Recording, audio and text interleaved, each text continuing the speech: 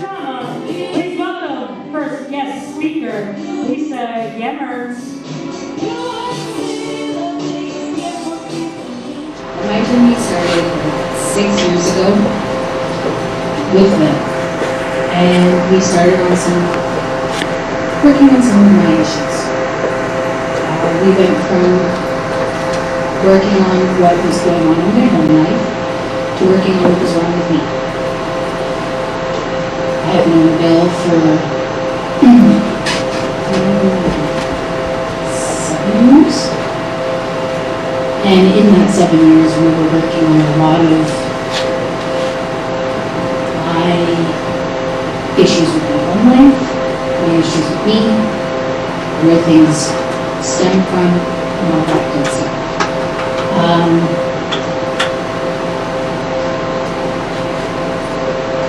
More about what happened when I had to go see where I was in my life with my marriage was one of myself. I ended up actually being referred to me by my husband, as he said that there would be a perfect person for me to go and talk to.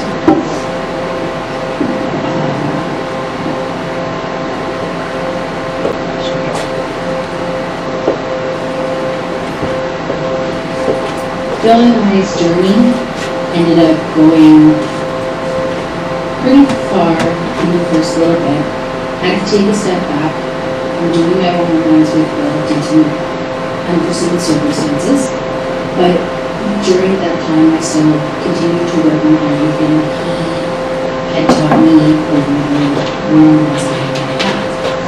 That being said, when we were doing our one-on-ones, he would get me to look at what I really wanted out of my life.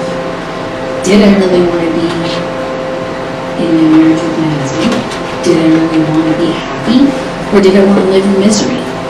My answers to everything was, I just want a happy life. I want to be okay with who I am.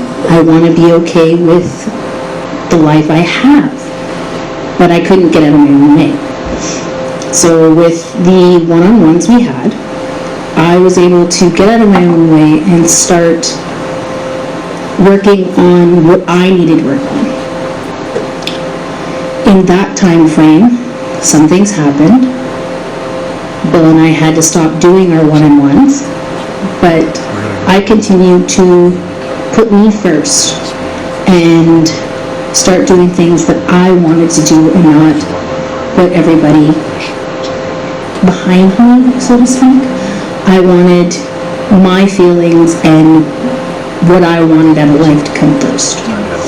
So that being said, I wasn't just a mom, a wife, a home caregiver. I became me. I became the person that I always wanted to be, started living for me, started putting my foot down when I knew either I was right or I wanted something really, really bad. I wouldn't let anybody take away from what I wanted. If it was in desperate need of me wanting to go and just spend time by myself for an hour, I did it. With no questions, no nothing, just went and did it. Over the, I want to say 5 years that me and Bill were disconnected, I really, really, really worked as hard as I could to keep what him and I had started working on going.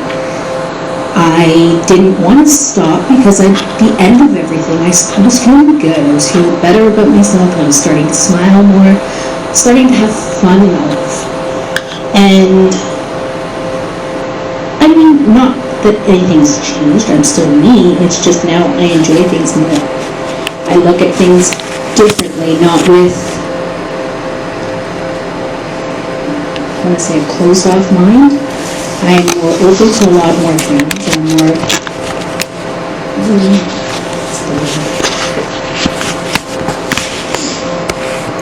I'm more in tune with who I am on the inside versus who I was on the outside.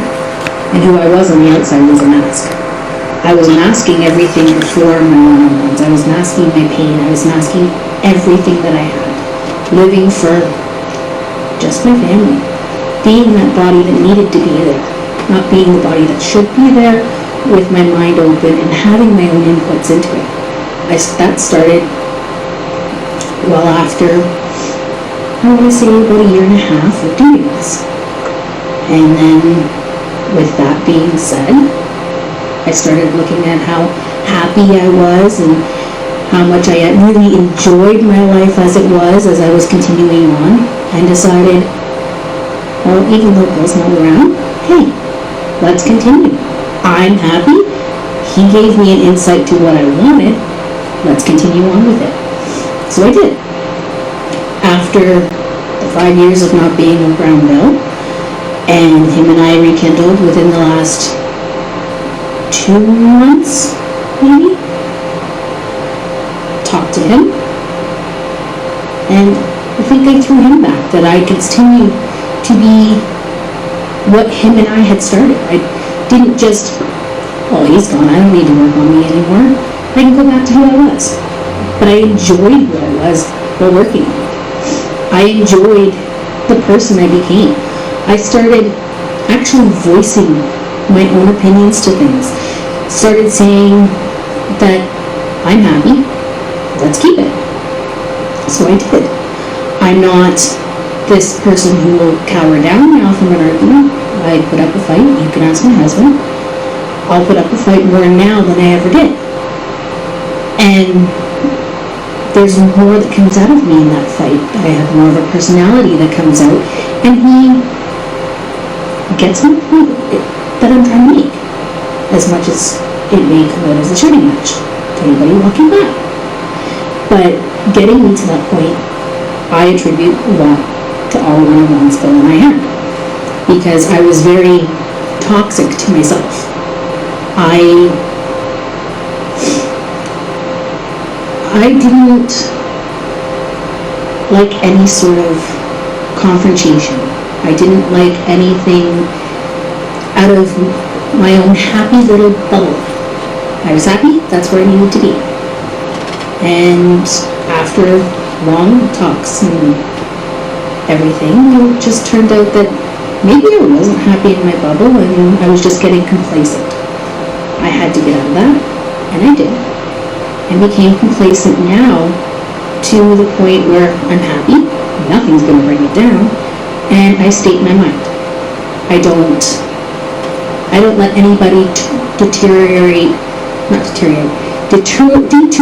my thoughts, or make me think that what I think is wrong. It's my way of thinking. You don't like it, you don't have to listen to me, but don't tell me I'm wrong. I know what I'm thinking, I know what I want, and out of all of this is what I want, this is my way of thinking. Either you can get on board or have your own opinions. That's where I've come to this. As much as a lot has happened over my life, dealing with it without having a source of output or outlet to go to, and having to deal with it with myself, it's come down to me and my husband to deal with it, and he's been the person I go to with a lot of problems lately. Not so much recently, when I've had Bill to call if I need him, but he's been the rock that I have. He's been the person that I would vent to. I never used to do that before. I found that outlet for myself. It was, yeah, I can write things down, but I never really revisited them. And now I have somebody I can talk to, and they'll help me. And that's what Bill was for me. He was my memo pad, so to speak. I wrote down everything, and then he made me revisit it, and we worked through it. And I've done as much as I could on my own. Now I need that extra help again.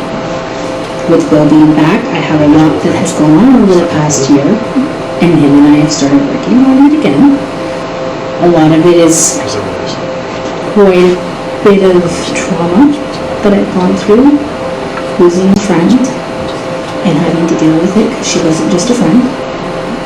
She was kind of like a sister, and having to deal with that and not knowing how to deal with it on my own.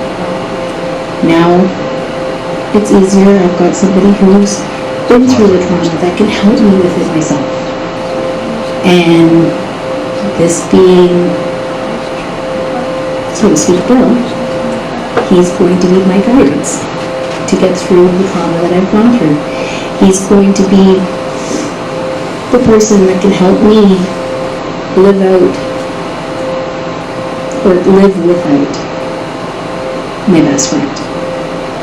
I've struggled over the past year, and it's going to continue to be a struggle, but I know I'll get it worked out. And in trauma-wise, knowing what she went through, I'll deal with it a little bit, but I'll have somebody who's been through trauma as well to help me. That being said, I'd like to welcome Bill to the stage.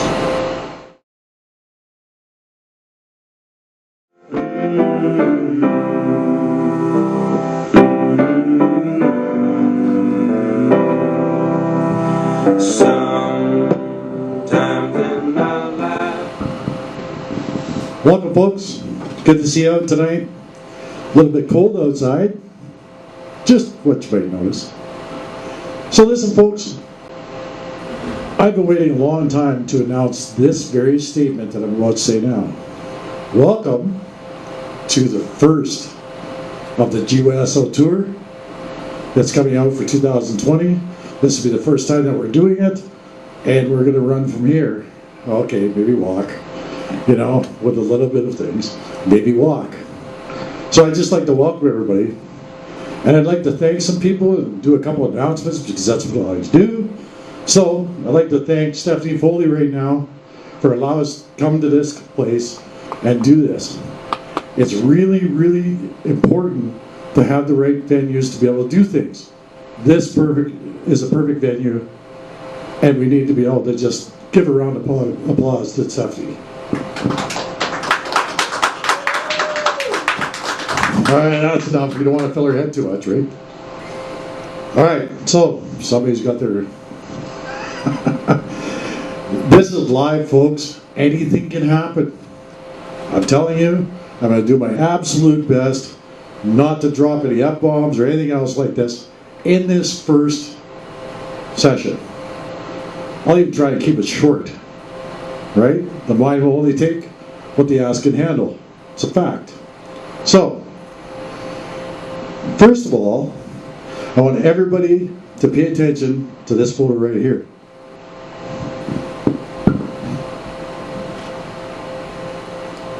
This today is totally dedicated to a friend of mine. Jim Cross accepted me for being exactly who I am at any time, at any place, anything I said, and he was family. The family, Billy Joe and Barb, you're watching this right now.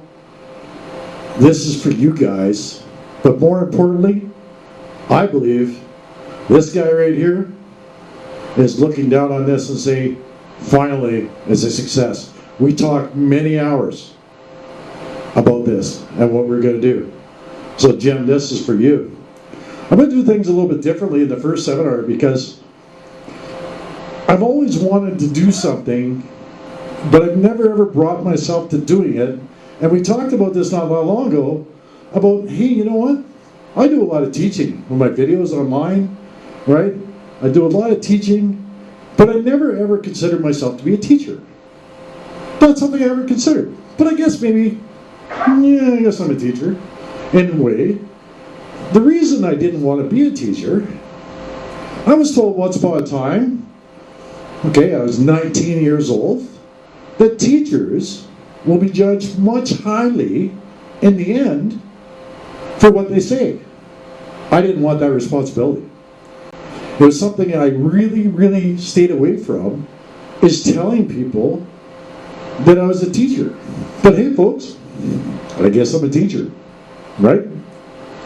There's a lot of things going on. I wasn't even going to do this, but I have to anyway. Because when I get up here, I look at the stuff that I've written down, and I could throw it off the stage, literally. Because when I teach, it's not something that comes from here. The 6 inches between here and here is the longest distance traveled I'm ever going to make. And that's what this is all about. We're going to talk about the brain. We're going to talk about why your brain is so powerful. We're going to talk about trauma, and we're going to talk about trauma in a completely different light. This world, not just Medicine Hat, Alberta, not just Alberta, Canada, not just the country of Canada, but the world is in a state of shock. Right? Anybody agree with that? We're in a state of shock. I said I wasn't going to mention this very much, but I have to bring it up because when my heart says to do something, I must do it. What's going on in the world right now is creating panic. Now, panic is something I understand. What's happening in this world right now is creating fear, and I understand fear. Let me tell you something, folks. There's 2 types of people in this world. There are the people that, okay, there's something going on, and we'll walk through it, and we'll deal with it. And then there's people like me. People like the people I know, people that suffer from PTSD and trauma. I'm going to make clear the difference between trauma and PTSD. I'm going to make that very clear for you tonight. I'm going to announce a couple things now in regards to that. But first of all, we're thinking about everybody. We are. We're thinking about what's going on in this world right now. We're thinking about the school district.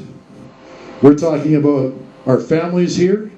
We're talking about real, live trauma with people's health right now, today. I decided to go on with this and do this for 2 reasons. I considered making a phone call and saying this thing's canceled. It may be a risk, but I believe in calculated risk, right? And with the damage that's going on right now with media and everything that's fear-based right now, it is so important to tell you guys this. I'm not done with this. I'm not. PTSD and trauma is what's happening in this world right now. It's happening to families. It's happening to people that we love and care about. It's an absolute fact. Lisa, when she was talking, I was standing back there, and I was thinking to myself, how cool is this? Lisa's up there talking about recovering from PTSD and trauma. That's what she's talking about, folks. When you say that, I smile. If you guys could take it just a minute and close your eyes right now. If you do that, just close your eyes. And I want you to think about why I'm doing this. One of the questions, leave your eyes closed if you could, one of the questions that's always asked me is, Bill, you spend a lot of time on this. What's your reasoning for doing that? Well, if you close your eyes and you think about the previous video today about me and my family and the people that are friends of mine, I don't like the word clients. My one-on-one people are friends. That's what they are. That's what we are, folks. Our friends. I don't think anybody can deny that. We don't always like our friends, do we? Right? But right now, there's a crisis going on, folks. And that crisis is happening to everybody. And I want people to know that I'm not laying down for it. I don't care what happens from this point forward, the show is going on. I can guarantee that. I just looked out and I seen a couple smiles out there. I guess somebody agrees with me. I know Jim does. Jim used to have a real giggle about him, and Jim, getting back to him, he used to tell me he was going to come back and haunt me. And you know what? He was really, really clear about how he was going to do it. He was. He said he was going to come to me in a fairly inconspicuous way during an inconspicuous time, and I would know that it was him. Yeah, Jim, you win, right? I spend a lot of time with people with PTSD and trauma. And what's happening with me right now, and has been happening for a while, folks, is you know what? I go to bed at night, just like everybody else does, right? And I've never had a problem falling asleep. I've had problems once I got to sleep, but I've never had problems going to sleep. There's a few people in here who know that. And I wake up happy. Don't I, family? I wake up in the morning and I'm happy and I'm smiling, and it really pisses some off that I'm like that. Right, Tyler? Absolutely. It's something that I do, and the reason I do is I've got no reason to frown. I'm alive. Right?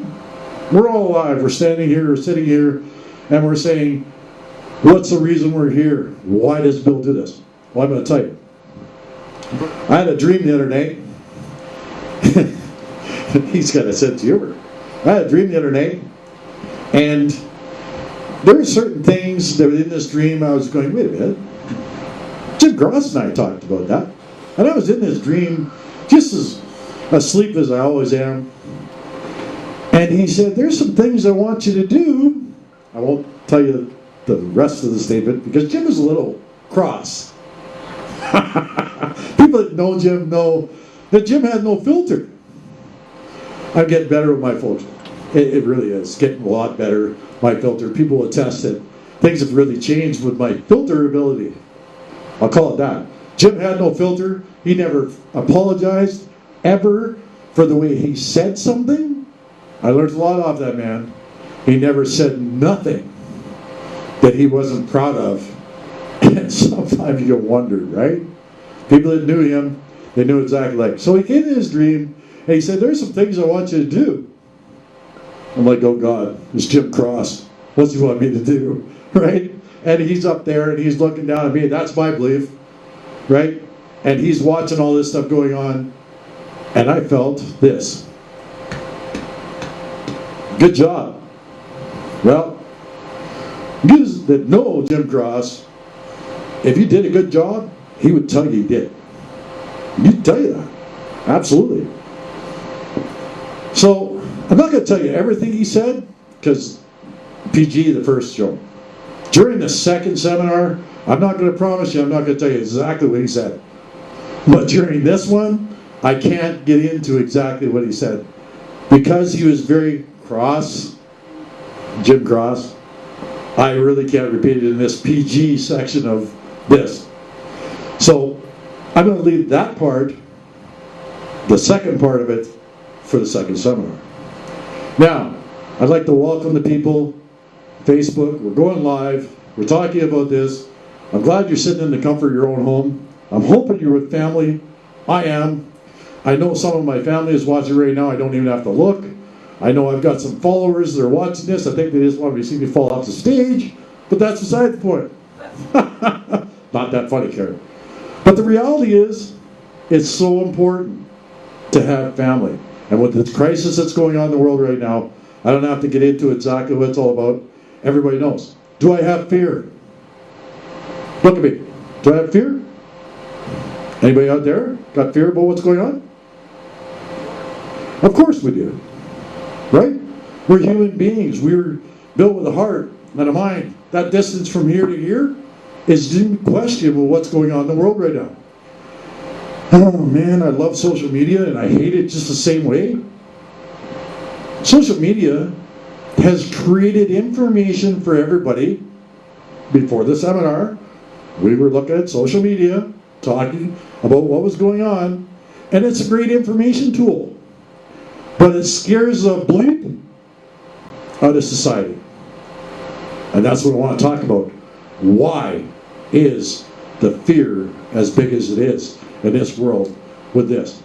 Why? I don't know, might be a good answer, but I'm not going to blame social media. I'm not, because social media is only as good as the people entering the information. Well, social media, I got a message for you today, and it's going to be different. I want to put social media on notice. Some of the old me's coming back, folks. I want to put social media on notice. We can't keep using fear fear-based things to be able to deal with it. However, there's two types of people. I mentioned that earlier. We have to be aware and keep our families safe. We have to do that. We had somebody the other day that was talking to us, and a friend of mine, and he's a member of my group, and he said, PTSD and trauma is not funny, Bill. I already got a hold of my PR guy and I said, Billy, it's time we got to fix this one, because he's right. PTSD and trauma is not funny, and neither is this illness. It's not a funny thing. It's affecting everybody, and as I said before, I didn't think I was going to get into it, but what do I know, right?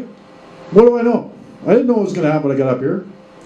I didn't know what was going to happen when I got up this morning. I didn't know my daughter, Twyla, my son Tyler, and Lisa were going to,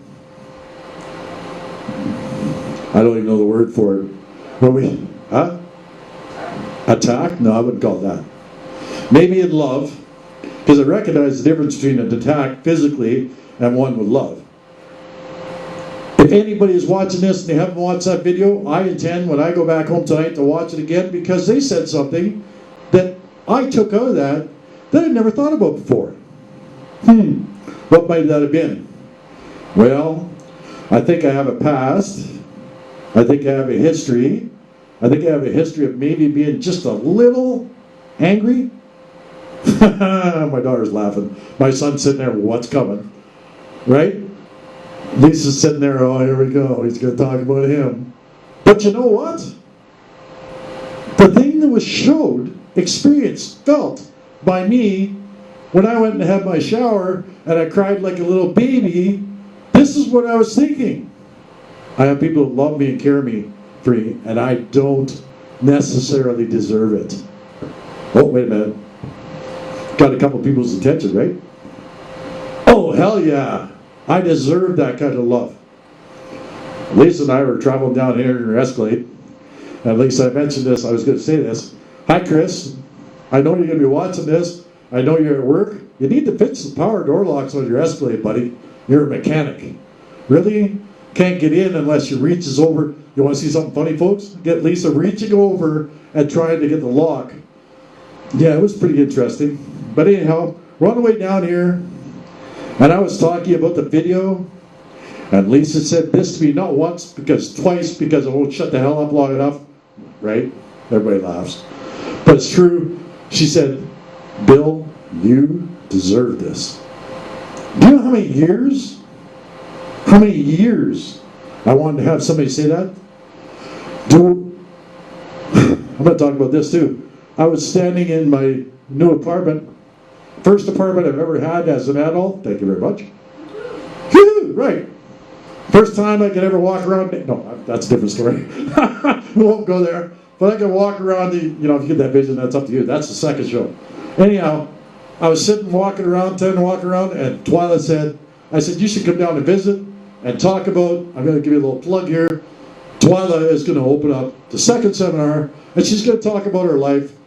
And my time management skills, they suck, don't they, Bill?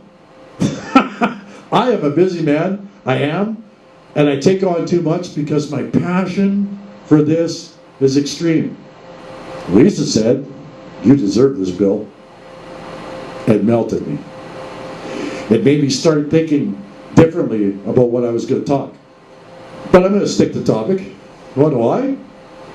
Because I can. It's hard to do. So, everybody's got this? Once you grab a hold of this, once you have a look at it.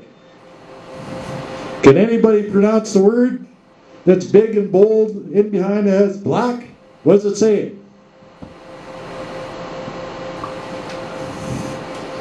The first page. What's the word? Who? Amygdala? Yeah, I had a real bitch of a time with that when I first started. It really. Enunciation, I call it. Enunciation. Amygdala. Okay, what is it? Anybody know what it is? Anybody seen the movie The Incredible Hulk? 1980? Anybody know anything about that movie?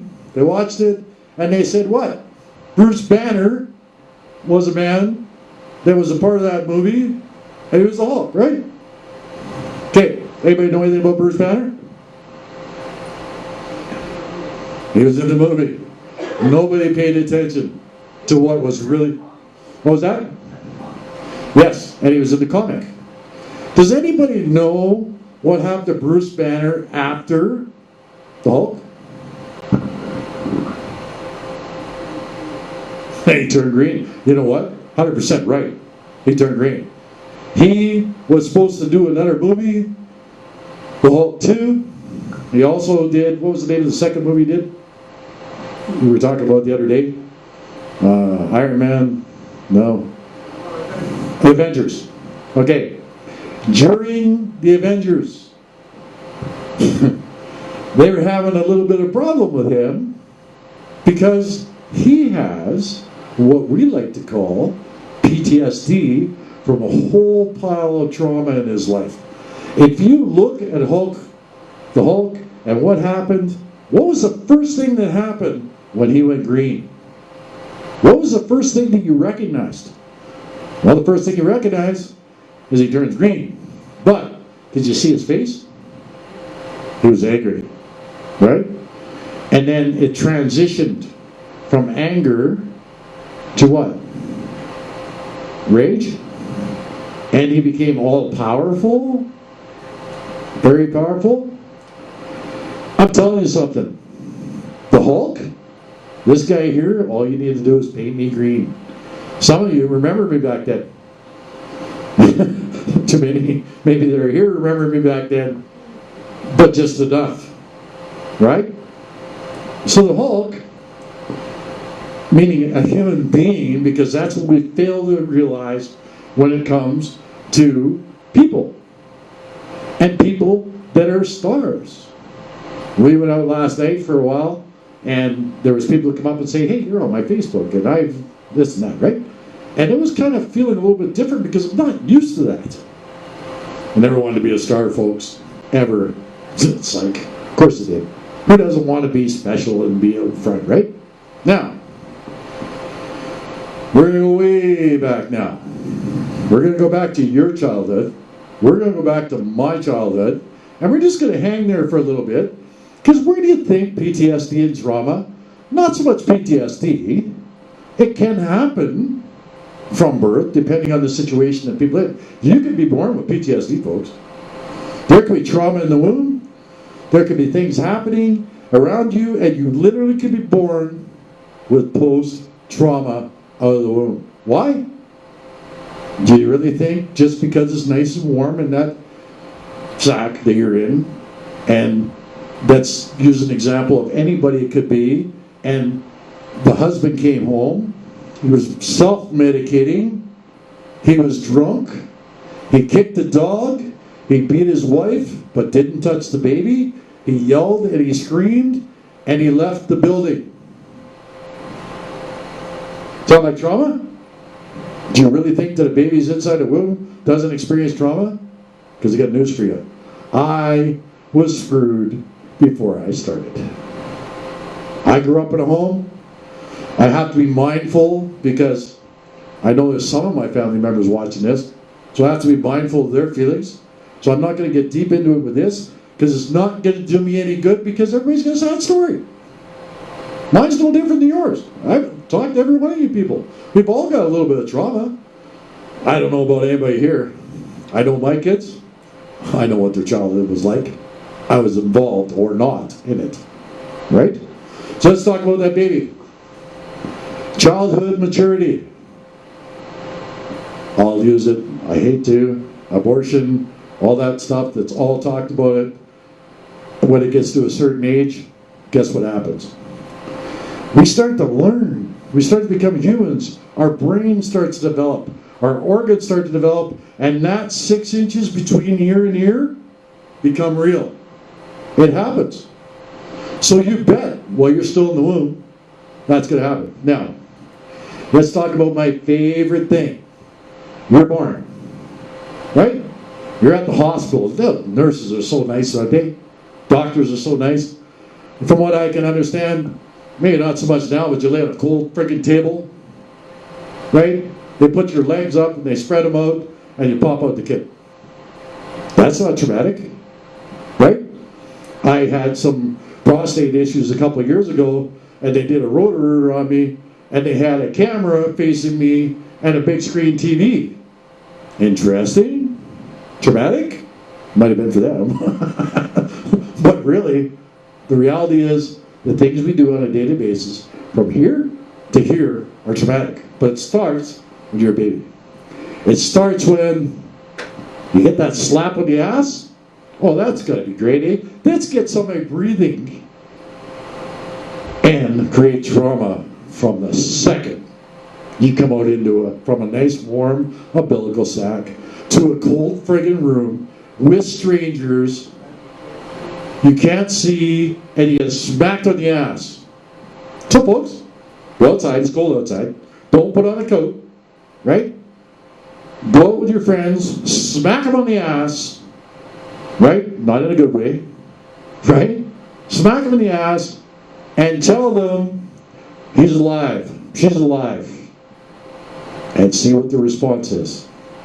What's it going to be? Is it traumatic? I would think so.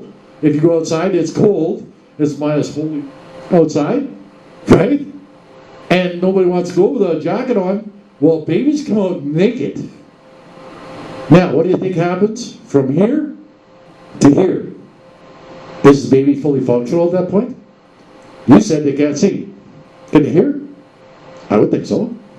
Now, they're using that hose, and they're sucking out the nostrils, right? It was funny when they did it, Tyler. But they're sucking out the nostrils, and they're doing all those things, and they're cleaning out the ears, and the baby's crying. Why do you think he's crying? Go outside. It's minus 20 outside, naked, and having somebody slap you on the ass and start cleaning your peripheral parts. Tell me if it's not trauma.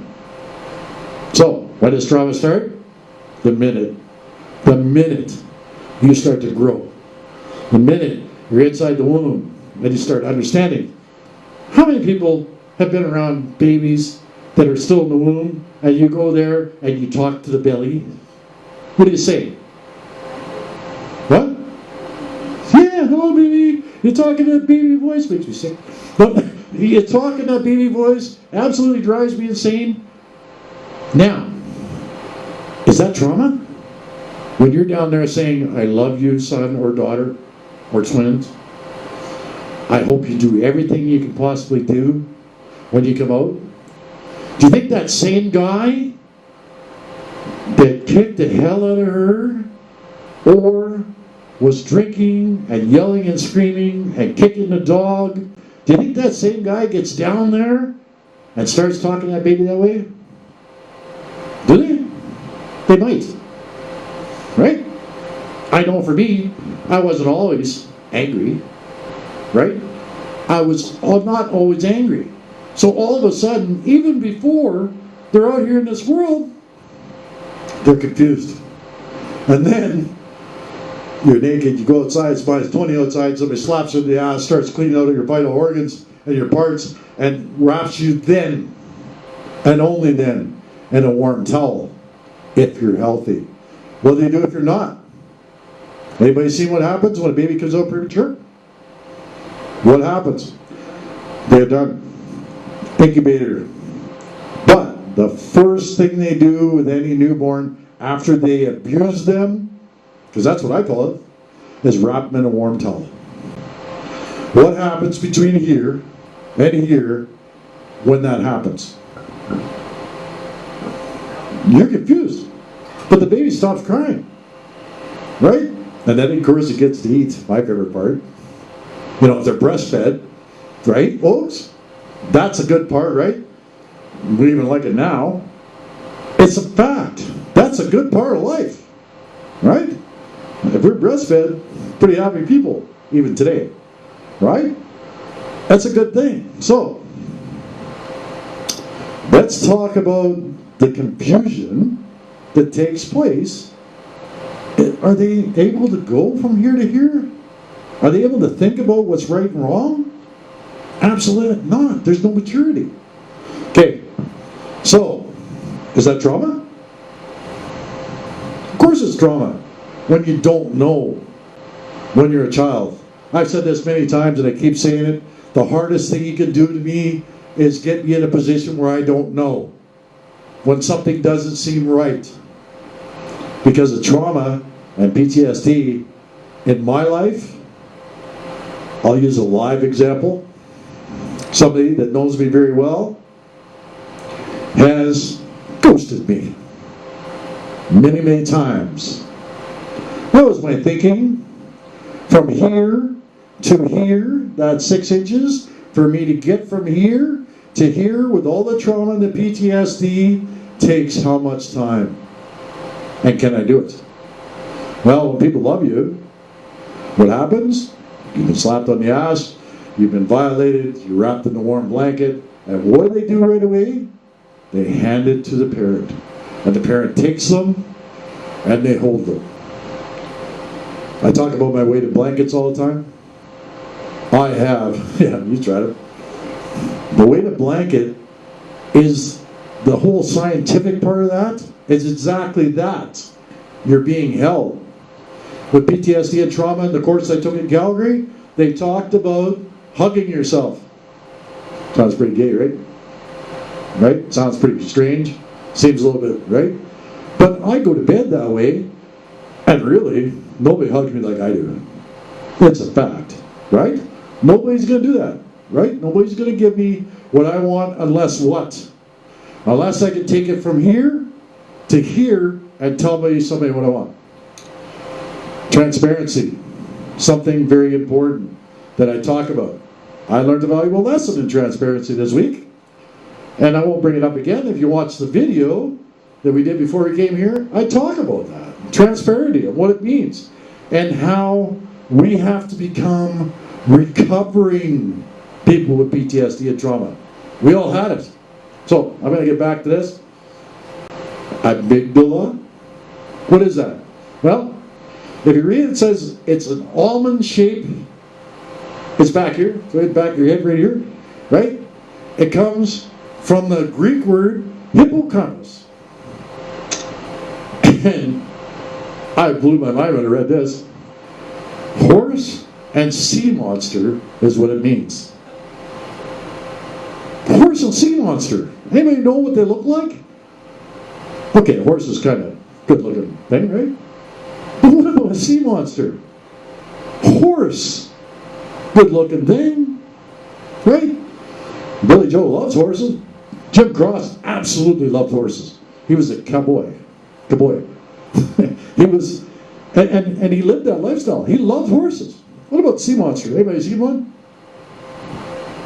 What do you think a sea monster looks like? Creepy? Ugly? We could use all kinds of things to talk about what a sea monster is. Funny thing about that, the amygdala is both.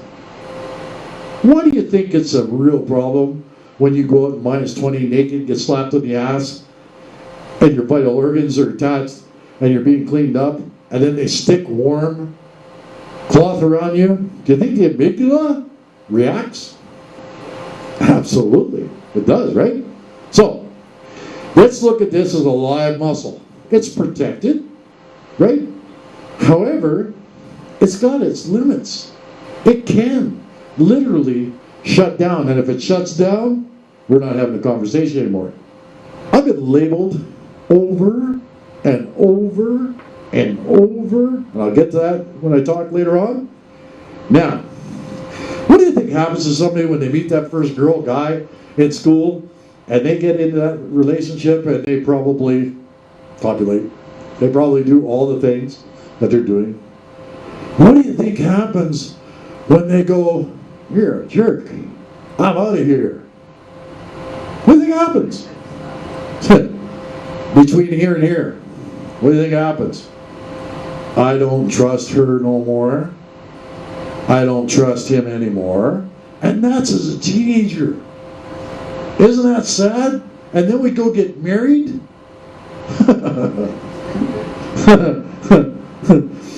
I got married a couple times. Okay, 3. But it was got it. Now, I was good at marriage. I was pretty good at, you know. I've had to change this part of the story because it wasn't always about me. Everybody I've ever been with has had a set of trauma in their life the same as I did. But I blame me. Now, who taught me how to blame me? Oh yeah, it was me. Nobody brought that up. When I laid on the hood of that car, and I thought about that, and I knew it wasn't right, I searched for something different. And isn't that why you guys are all here? Now, there's people watching this video. They're sitting here going, yeah, I sure wish I was there. The door's open. We got another show. We're going to do a raw and uncut version of my last 14 months. And if you're not sitting down, folks, you're not going to be ready for it. Because I tell things raw and uncut, and I've learned to be transparent. As much as it hurts me, it helps you. Did anybody hear that? As much as it hurts me, it helps you. Is that a fair statement, Twyla? Do you think it's fair? Yeah. How about Tyler? You fair? These are my kids talking. That's fair. As much as it hurts me, I'm going to love you. Right? It's a different kind of love, folks. Don't get all good. It's a different kind of love. Oh, Karen, I know, you just, forget it. You can't do that. Because that's Karen from year to year that learned from adolescence to now to give that face when I said that. We're talking about trauma. That's what promotes our reaction. I'm a CBT practitioner. I'm an NLP practitioner. And the biggest thing that I deal with every day is what? From here to here. And for the time we were little babies and we were sent outside naked and we went through that trauma, we have a story. My story is no better, no worse than yours is. It isn't. We talked about that before, right? I think anybody's ever talked to me. My story is no different than yours. Well, okay, it may have a few twists and turns in there that you've never heard of before, but you got your own story. We've all got, as Herbie said, we've all got a sad story. Now, why do you think we got that? Where'd it come from? Okay. What's the chances of somebody that had a traumatic lifestyle, as I did? I'm going to list them. I'm not going to go into them in detail. Okay, let's start. Physical abuse, alcoholism, anger outbursts. If you go to the second page in there, right, and you turn it over, I bet you see anger iceberg. What do you think happens when people get hurt bad? What do you think happens? Do you think they get angry? Right. PTSD and trauma? Especially PTSD, when trauma becomes an issue and you can't deal with it anymore and it becomes PTSD, it's post-trauma. Not pre-trauma, not during trauma, it's post-trauma, which means whatever happens from on. That's post-trauma. Trauma is something that happens right now. Post-trauma, PTSD, is something that happens as a result of what? Too much trauma? Now, we just talked about trauma happening when we were babies, before we were born. Okay, let's talk about love again, because it's my favorite topic. Love, there's several types of love. There's the agape love, which you see in churches, the God love, right? You got filial love, right? Which is love that Lisa and I share, right? Karen and I share, and even the guys will share it too, maybe in a different way because we're tough, right? But we experience that. And then we've got this thing that we have, I'm going to call it a thing, because in very few times I can say that, right? I'm qualified to say love is a thing. So that type of love, anybody ever been into an argument with their spouse? Anybody had an argument with their wife, their husband? I know none of you. Yeah, nobody's ever had that, right? I know Lisa hasn't, not in front of me. Watch. Right? Sorry, Chris, but we're there. Right? I pick on Chris a lot because he's not here. And I know he's so many miles away right now. And he can't say anything until he gets home. So that's cool, right? Okay, so what's the first thing we do, right?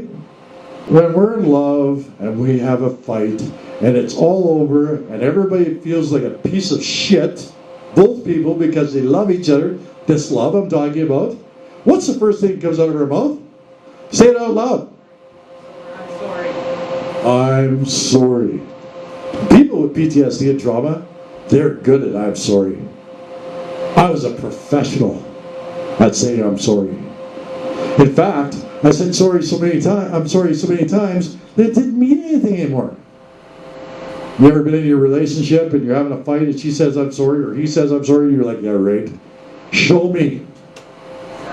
Act differently. Well, guess what, folks? Here's the problem. Well, because of trauma, and you have one relationship that blew up in puberty, and it hurt, and you didn't know how to take it from here to here in any way, and you got the trauma from the time you were slapped on the ass until that time, and you never dealt with it. Why? Because we don't know how. There's no book. Well, I'm going to create one of those. I'm going to create one of those. My daughter and I, Twyla, we talked about doing a book. I believe you're even writing one, aren't you? Yeah, I'm writing a book. Yeah, so she's writing a book. There might be a book one day. Okay, there's lots of books. I'm looking at books right now. I'm saying I'm looking because I don't read real well, but I learned today there's other ways of doing it. I learned how to read and write when I was 19 years old because in the infinite wisdom of the school system, I was pushed to the next grade. My parents didn't have a problem with that. When I was 15, they put me on a train to go out and visit Uncle Russ in Drayton Valley, whom I had a history of abuse with. He's become now, as a result of dealing with this, a friend of mine. He's also became close to Twyla. And him and Linda have been really close. Hi, Russ. You'll be watching this. I know you will. Right? All right. Love. I'm sorry. Oh, wait a minute. Horses. No, I was going to say horses. That's the word. Horse. Sea monster. Love. I'm sorry. Sound about right? Okay. So from the time we were conceived, we start to grow in the womb, we start to get going, we get along. Where do you think we're learning this shit from? Where's it come from? Okay? My dad had a dad, my mom had a mom, and they had moms, and they had dads, and they had all that, and they learned everything from that. People have heard me talk about 1930, 2020. If you guys have a plan of living your marriage the way your parents did, the way your grandparents did in 2020, good luck. I tried. I tried having the traditional marriage. I've been told by my own son, Dad, maybe you should stay single. I don't know why he would say that. I've been unlucky in love, or have I? If I hadn't been through every marriage, all three practice wives, and the relationship I just came out of, I would not be the person I am today.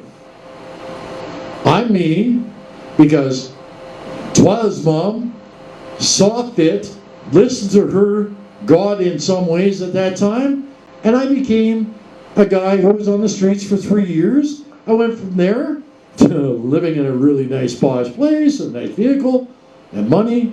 But from here to here, I couldn't process it. But I was looking for that dream, right? I've said this I've said it again, I'll say it every day if I have to. The whole friggin' world is paved with good intentions. And mine were the best. Do you think I got up one day and decided to hurt the people that I've been in love with? Did you think that for a second? Did you get up the morning that you were done with your marriage? Or you were done with your relationship? Or you were done and decide to hurt people? Biggest untruth in the world, but we do it. Why? Because the amygdala keeps working. Alright, I'm going to close with this part. We're going to talk about maturity. Did I just say that? My daughter's looking at me like, maturity, Dad? Oh my God. Happening, folks. The distance from here to here is maturity. That's the only way you're going to get it. How are you going to get it? Do we get taught it? Okay, how about school? I went to school. I learned to read and write when I was 19 years old, and I was sitting in class at the back of the gym, at the back of the thing in a math class, and I remember thinking to myself, I can't hear this guy. Absolute fact. I lost a whole bunch of my hearing because my father, God rest his soul, would rather backhand you than try and explain what you did wrong. And he punctured my eardrums. Now, what they told everybody, including the school counselor, even at that time we had those, is he stuck a bobby pin, my mother, he stuck a bobby pin in his ear, and his ears were bleeding. Who lied? Yeah, I was called in the office, and I told him the truth. What do you think happened when I got home? Tyler? Grandpa? What do you think happened when I got home? Nothing good. Won't go any further than that. I love that man more than life itself right now. But the man from here to here, fighting in World War II, going through what he did, being trained by Grandpa. Oh, my grandpa was a prick. He was a mean son of a gun. We'll edit that prick out of there, right? He was mean. My grandfather had a hand twice the size of my dad's, and my dad had a big hand. Now, my father also had a size 12 Triple E boot. And he loved to turn it sideways when you were following him, or you were in front of him, and you weren't going fast enough, and he would lift you off your feet. What happens from here to here? I'll use one example. I'm walking in the garden. I used to like watching my dad work, because that's all he ever did. We're walking in the garden, and my dad's walking like this, and I'm walking behind him, and I'm about at ass cheek level, and he stopped, and I ran into him. What do you think happened? He turned that boot sideways, and he nailed me. Right? And I was bleeding. He kicked me so hard. Get the hell out of here. I don't want to talk to you. I'm too busy. What happens from here to here? I'll tell you what happened here. My dad doesn't want to be around me. He doesn't have time for me. That's what happened here. What happened here? Did it hurt? I'm sorry never came out of that man's mouth. It never happened. I don't remember ever hearing him say, I'm sorry. Now I'll use one other example. My dad was never wrong.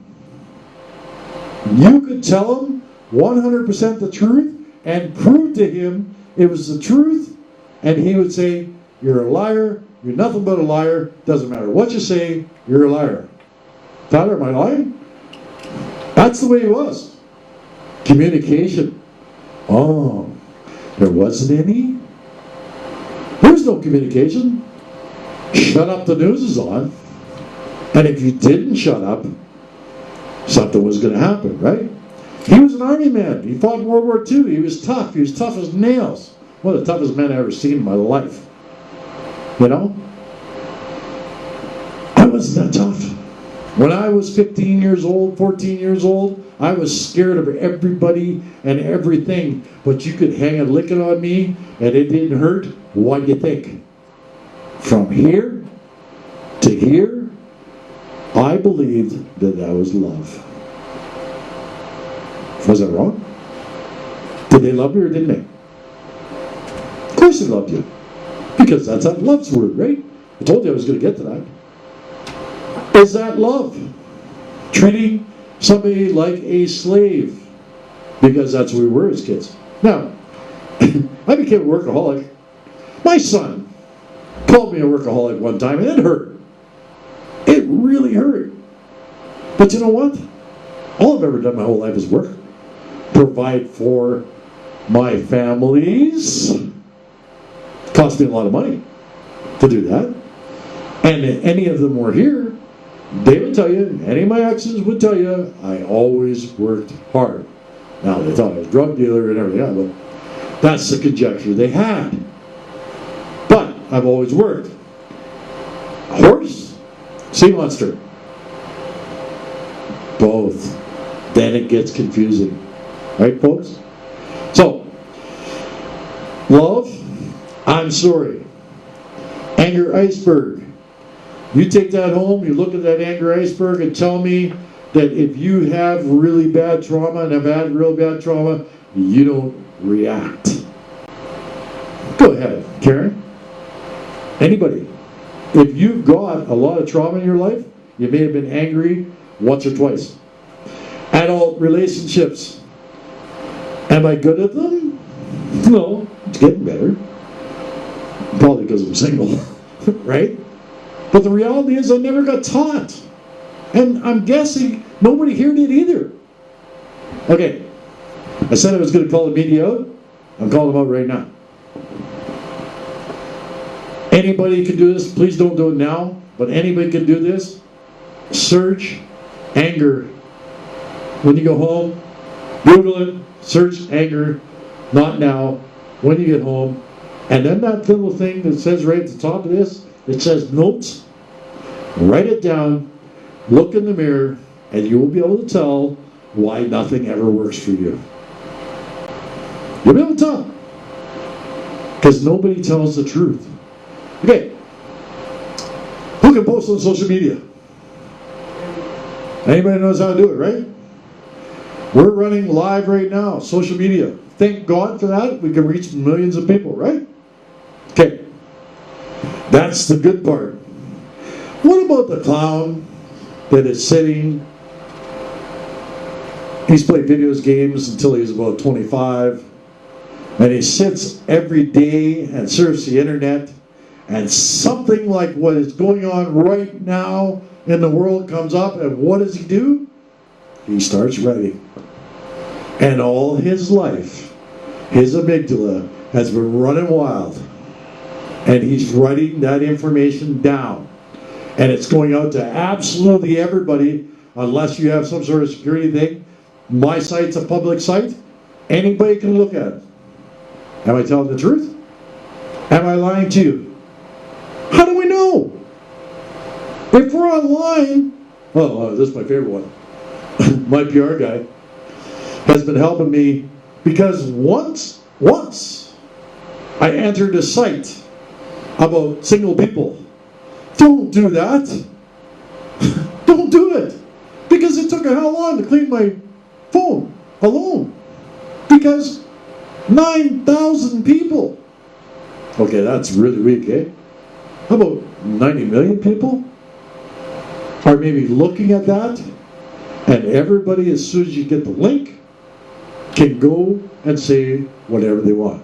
I'm calling them out. I'm calling them out because there should be some sort of regulation, and I hope there's backlash. The fear that is happening in this world right now is very real. Yes, we need to be aware. Yes, we need to protect our families. We love them, right, folks? We need to protect our families because we love them, and we will, and we'll make the changes we need to do. There's places closing down. There's people being protected. There's people being mindful of what's going on. The people I'm calling out are the ones that have nothing better to do than to build this up. Make it more fearful to be. What do you think their life has been like? What do you think? Do you think They are a horse's ass, right? Or do you think they're sea monsters? You ever heard the word predator? Is there any out online? Tons of them. I call them out in the way, not what they're saying, because let me tell you what, before this seminar today, we got some very valuable information from social media that everybody in this room and everybody in Alberta better pay attention to. And if they don't, there's going to be a real problem. Shane is right. That's a whole different topic. But we need to pay attention to this stuff that's going on.